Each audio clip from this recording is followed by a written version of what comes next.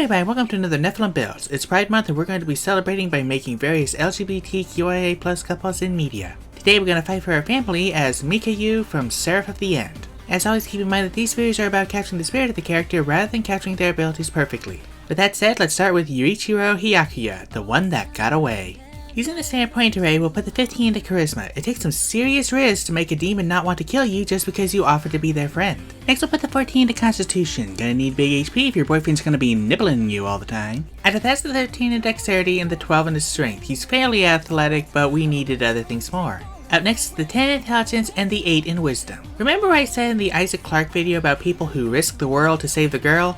Yeah, I had to do more research than normal for this build, and Yu's about to make a bonehead play soon. For race, we're going to go with Aasimar. He's technically only 1/10 angel, but close enough. We'll put our increases into Charisma and Constitution and get Dark Vision of 60 feet, Celestial Resistance, Healing Hands, and the Light Cantrip. We'll also speak Common and Celestial. We'll take the Soldier background, getting Military Rank, Athletics and Intimidation, Dice, and Land Vehicles. Moving on to class, we're going to start off as a fighter. We'll get Strength and Constitution saving throws, pick Acrobatics and Survival skills, and be proficient with all weapons, armor, and shields. At level 1, we'll get Second Wind in our fighting style, taking Great Weapon Fighting. We're now going to immediately multiclass to Hexblade Warlock, getting Hex Warrior and Hexblade's Curse. I want to get Ashura Maru as soon as possible. We'll also get 2 cantrips, taking Eldritch Blast and Sword Burst for variations of Ashura Canon. We'll also get 2 spells, taking Shield to Block and Hex. Necrotic damage is going to be our assault for this build. At level 2, we'll get our Invocations, taking Armor of Shadows for better AC. The second one won't matter. We'll also take Arms of Hadar for Salt Pillars. We'll also get our Celestial Revelation, taking Necrotic Shroud for our King of Salt form. No confirmation on if he's ever able to fly on this form, so we don't actually need ours to fly. At level 3, we'll get our Pact Boon, taking Pact of the Blade and Improved Pact Weapon. We'll also take Earthbind to yank Kyluke down with our tongue.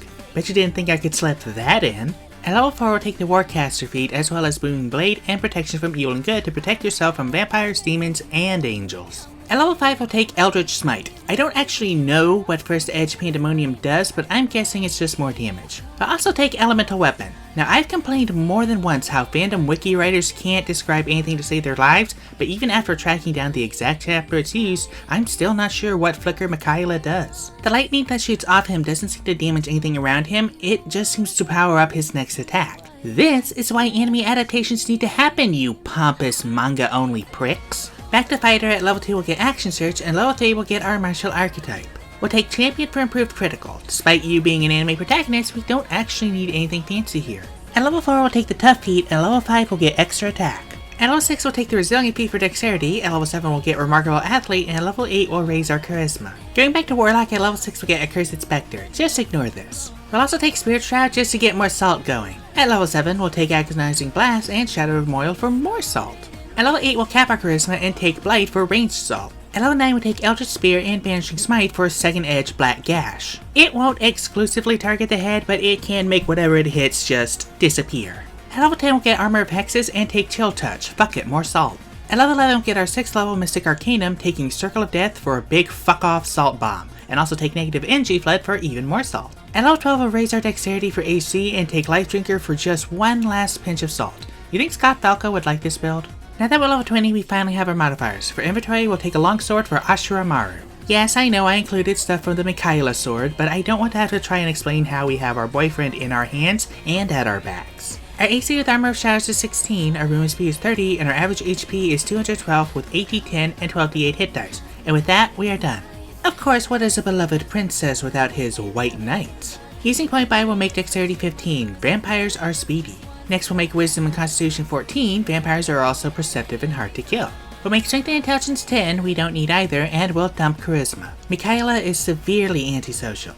And yes, I know he's pretty, he's literally one of the first male characters I'd ever admitted to having a crush on. But pretty isn't a personality trait, no matter how hard Farrad tries to make it one. For race, Mikaela is fucking confusing.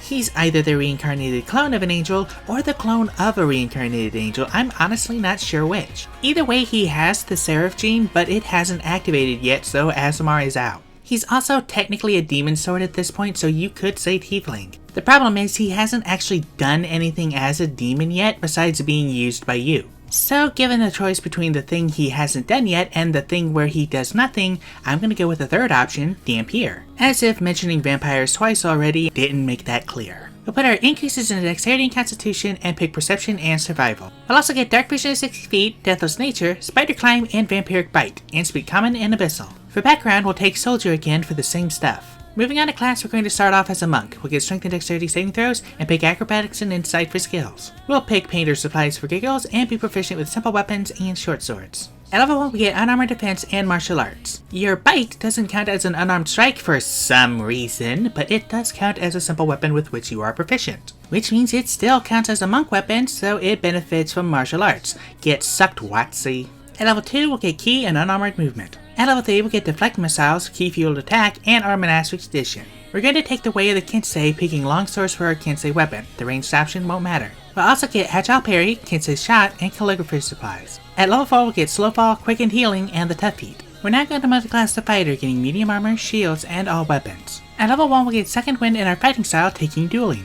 At level 2, we'll get Action Surge, and at level 3, we'll get our Martial Archetype. We'll take Champion for improved critical again. Going back to Monk, at level 5, we'll get Extra Attack and Stunning Strike. At level 6, we'll get Keen Powered Strikes, Magical Kensei Weapons, and Death Strike. We'll also get to pick another Kensei weapon, and guess what? Our Fangs meet the requirements. Which means you can add Death Strike to the damage, which in turn adds to the amount you can heal. You're gonna need a lot of foundation to cover that hickey. At level 7, we'll get Evasion and Stillness of Mind, and at level 8, we'll take the Magic Initiative feat to borrow from Cleric. We'll take Guidance just because, Sacred Flame for a Sword Beam, and Cure Wounds for another minor healing option. At level 9, we'll get Unarmored Movement Improvement, and at level 10, we'll get Purity of Body. At level 11, we'll get Sharpen the Blade. Flavor-wise, this is Mikaela feeding his sword more blood, though this obviously also works on our bite. At level 12, we'll raise our Dexterity, and at level 13, we'll get Tongue of Sun and Moon. At level 14, we'll get Diamond Soul, and at level 15, we'll get Timeless Body. We're now a full vampire. At level 16, we'll cap our Dexterity, and at level 17, we'll get Unerring Accuracy. Now that we're level 20, we finally have our modifiers. For inventory, we'll take a Longsword. Our AC with Unarmored Defense is 17, our Movement Speed is 55, and our average HP is 206 with 3d10 and 17d8 hit dice. And with that, we are done. Now what can these builds do? To start, these boys are both impressive melee fighters, with Yu doing more damage per hit and Mikaela getting more chances to hit. Yu also has a few high damage ranged options, while Mikaela is more tanky with higher AC and more healing options. If things get desperate, Mikaela can even nibble on Yu for some healing. Oh sure, you could just bite an enemy, but that's not as fun. For weaknesses, Mikaela's only ranged option is a cantrip with an uncapped DC. He's also not going to be leading any social encounters. Meanwhile, Yu is kind of a one-pump chump. You're most likely going to use one spell slot for Spirit Shroud, and then the other two on Banishing Smite and Eldritch Smite for a big finish. Adept Wisdom also means he'll be susceptible to some of the nastiest saving throws in the game. But between the two of them, anyone who tries to hurt their family will quickly meet their end. Thank you guys so much for watching. If you'd like to support my channel, there's a link to my Patreon down in the description. $1 a month gives you 2-day early access to my videos, a chance to vote for future characters, and access to all of my homebrew content. Let me know what you thought of this video down in the comments, and I'll see you all next week when I make Dreadity from Dreadnought, which has an extremely disappointing lack of artwork to use.